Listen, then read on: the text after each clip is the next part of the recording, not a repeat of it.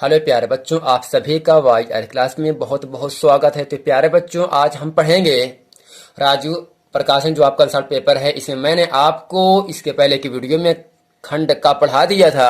आज हम पढ़ेंगे खंड का जो कि आपका रसायन विज्ञान है। ठीक, चलते हैं प्रश्न नंबर 1 की तरफ।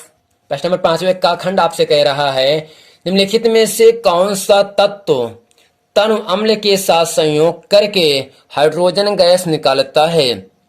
प्रश्न आपसे इतना ही कह रहा है, निम्नलिखित में से कौन सा तत्व तनु अम्ल के साथ संयोग करके हाइड्रोजन गैस निकालता है। तो प्यारे बच्चों, तनु अम्ल का मतलब होता है पतला अम्ल। संयोग करने का मतलब होता है मिलना। अब मिलने पर क्या प्राप्त होना चाहिए? आपका हाइड्रोजन गैस निकलना चाहिए। वह कौन सा तत्व है? पहला ऑप्शन आपके सामने कह रहा है क्लोरीन, दूसरा ऑप्शन कह रहा है तांबा, तीसरा ऑप्शन आपके सामने है जस्ता एवं जिंक, चौथा ऑप्शन आपके सामने है सल्फर। यानी इन चारों में कौन सा तत्व ऐसा है जिसको तनु अम्ल के साथ संयोग करके हाइड्रोजन गैस निकालती है? इन चारों ऑप्शन में ऑप्शन नंबर आपका तीसरा सही है, जस्ता।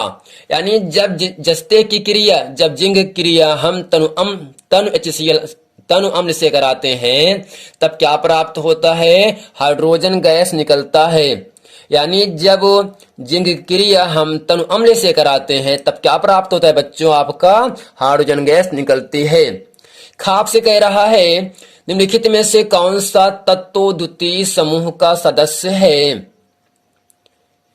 निम्नलिखित में से कौन सा तत्व है जो द्वितीय समूह का सदस्य है? पहला ऑप्शन आपके सामने है Li, जिसे कहते हैं लिथियम, दूसरा ऑप्शन आपके सामने है Mg, तीसरा ऑप्शन है आपका B, चौथा ऑप्शन आपके सामने है Si। तो इन चारों ऑप्शन में ऑप्शन नंबर आपका दूसरा सही है, मैग्नीशियम यानी Mg। यानी मैग्नीशियम क्या एक तत्व है जो द्वितीय समूह का सदस्य है। यानी जो आपका आवर्त सारणी बनाया गया है उसमें आपको द्वितीय समूह में मैग्नीशियम को रखा गया है, जबकि लिथियम को पहले स्थान पर रखा गया है पहले समूह में। तीसरा ऑप्शन आपके सामने कह रहा है, यहां से प्रश्न नंबर ग से कह रहा है, संतृप्त हाइड्रोकार्बन में नहीं होता है।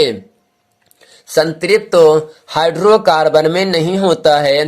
पहला ऑप्शन आपके सामने है एकल बंध, दूसरा है चतुष्फलकीय संरचना, तीसरा है कार्बन कार्बन के मध्य एकल बंध और कोण दिया 109 डिग्री 28 मिनट का, चौथा ऑप्शन आपके सामने है कार्बन कार्बन के बीच द्विबंध। इन चारों ऑप्शन में ऑप्शन नंबर आपका चौथा सही है, यानी कार्बन कार्बन के बीच ये आपका संतृप्त हाइड्रोकार्बन में नहीं बनता। जो आपका कार्बन कार्बन ये आपका है, ये आपका एल्कीन और एल्काइन में, अर्थात हम कह सकते हैं असंतृप्त हाइड्रोकार्बन में कार्बन कार्बन परमाणुओं के बीच द्विबंध बनता है या त्रिबंध बनता है। जबकि जो संतृप्त हाइड्रोकार्बन है उसमें आपके एकल बंध होता है और चतुष्फलकीय संरचना होती है और कार्बन कार्बन के मध्य सिंगल बॉन्ड बनता है और इसके साथ ही 109 डिग्री और 28 सेकंड का एंगल भी बनता है। किसमें? संतृप्त हाइड्रोकार्बन में। लेकिन कार्बन कार्बन के बीच द्विबंध नहीं बनता है संतृप्त हाइड्रोकार्बन यौगिक में।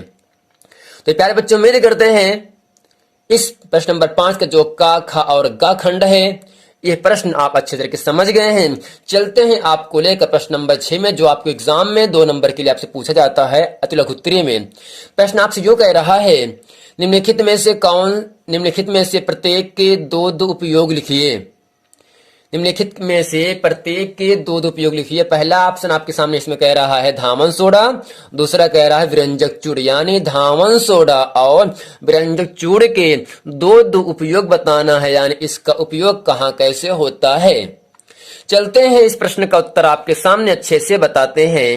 तो प्यारे बच्चे, प्रश्न नंबर 6 का आपसे कितना ही कह रहा था, नीचे लिखे गए प्रत्येक के दो उदाहरण दीजिए। पहला है आपका धामन सोडा, इसका 2 उपयोग बताना है। दूसरा आपका है व्यंजक चूड़, इसका भी 2 उपयोग बताना है।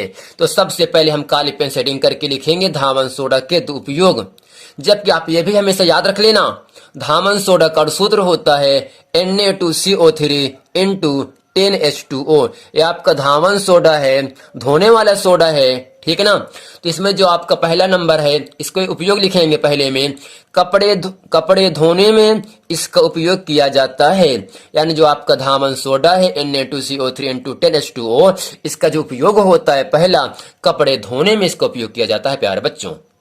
दूसरा है धामन सोडा का उपयोग कांच, साबुन एवं कागज उद्योग में होता है। यानी जो कांच बनता है, साबुन बनता है, कागज बनता है, ये सब कोई फैक्ट्री होते हैं, जो उद्योग होते हैं, उन उद्योगों में कांच, साबुन और कागज को बनाने में सोडियम कार्बोनेट का उपयोग किया जाता है, जिसका सूत्र होता है Na2CO3N210H2O। ये आपका धामन सोडा का दो उपयोग था प्यारे बच्चों, उम्मीद करते हैं इसको आप समझ गए हैं। दूसरा हेडिंग करके हम लिखेंगे काले पेन से व्यंजक चूड़ के दो उपयोग, जिसका सूत्र होता है CaOCl2 या CaOCl ब्रैकेट में Cl कह सकते हैं। CaOCl2 को हम कह सकते हैं कैल्शियम, O का मतलब ऑक्सी, कैल्शियम ऑक्सी, Cl2 का मतलब क्लोराइड, कैल्शियम ऑक्सी क्लोराइड जो सूत्र होता है व्यंजक चूड़ का। इसमें आपको दो उपयोग आपके सामने है, इसमें हम लिखेंगे पहला पॉइंट करके, वस्त्र उद्योग में सूती एवं लिनेन के व्यंजक के रूप में। यानी जो वस्त्र उद्योग होता है जहां पर कपड़े की छपाई, कपड़ा बनाया जाता है, जो आपका सूती वस्त्र होता है, जो आपका पतला वस्त्र होता है, और जो लिनेन के व्यंजक के रूप में, यानी वस्त्र उद्योग में सूती एवं लिनेन के व्यंजक चूड़ के रूप में कैल्शियम ऑक्सीक्लोराइड का उपयोग किया जाता है। दूसरा है पीने वाले जल को जीवाणु से मुक्त करने के लिए, जो जल होता है प्यारे बच्चों, उसके अंदर जीवाणु पाए जाते हैं, और जीवाणुओं को नष्ट करने के लिए हम व्यंजक चूड़ का उपयोग करते हैं। यानी पीने वाले जल को शुद्ध बनाने के लिए, स्वच्छ बनाने के लिए, जीवाणुओं को नष्ट करने के लिए हम कैल्शियम ऑक्सीक्लोराइड अर्थात व्यंजक चूड़ का उपयोग करते हैं। तो प्यारे बच्चों, उम्मीद करते हैं प्रश्न नंबर 6 का खंड आप अच्छे तरीके से समझ गए हैं। चलते हैं आपको लेकर प्रश्न नंबर 6 के खा खंड में। तो प्यारे बच्चों, प्रश्न नंबर 6 का खा खंड आपसे कह रहा है, संतृप्त तथा असंतृप्त हाइड्रोकार्बनों को उदाहरण द्वारा समझाइए। संतृप्त तथा असंतृप्त हाइड्रोकार्बनों को उदाहरणों द्वारा समझाइए। ये जो प्रश्न है एग्जाम में कई बार प्रश्न पूछा है, ऐसे प्रश्न एग्जाम में आ सकते हैं और आपसे पूछे जाएंगे भी 2 नंबर के लिए। चलते हैं इस प्रश्न का उत्तर आपके सामने बताते हैं। तो प्यारे बच्चे, प्रश्न आपसे कह रहा था, संतृप्त तथा असंतृप्त हाइड्रोकार्बनों के उदाहरण द्वारा समझाइए। इसमें सबसे पहले काली पेन से हम हेडिंग करके लिखेंगे संतृप्त हाइड्रोकार्बन यौगिक। इसमें हम लिखेंगे वे हाइड्रोकार्बन यौगिक जिनमें कार्बन की चारों संयोजकताएं एकल बंध द्वारा पूर्ण होती हैं या जुड़ी होती हैं, उसे संतृप्त हाइड्रोकार्बन यौगिक कहते हैं। जैसे आपके सामने है मेथिन, जिसका अणुसूत्र होता है CH4, एथेन C2H6, C3H8 को कहते हैं प्रोपेन, C4H10 को कहते हैं ब्यूटेन। यानी एल्केन के जितने भी यौगिक हैं सब आपके संतृप्त हाइड्रोकार्बन यौगिक हैं। अब हम ये समझ लेते हैं किसे कहते हैं हाइड्रोकार्बन यौगिक।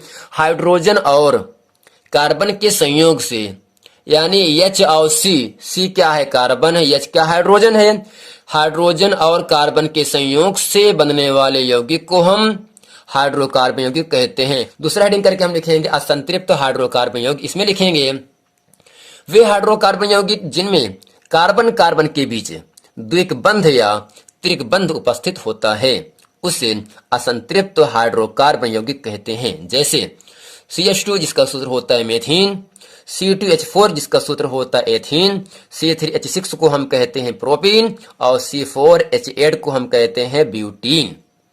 यानी जो आपके असंतृप्त हाइड्रोकार्बन यौगिक होते हैं उनमें कार्बन कार्बन के बीच, यानी C और C के बीच द्विबंध पाया जाता है या त्रिबंध पाया जाता है।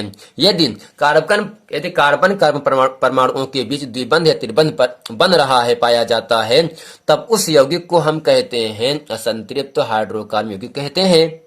प्यारे बच्चे, प्रश्न नंबर 6 का गा खंड आपसे कह रहा है, एल्कोहल एवं अम्ल के मध्य की अभिक्रिया क्या कहलाती है।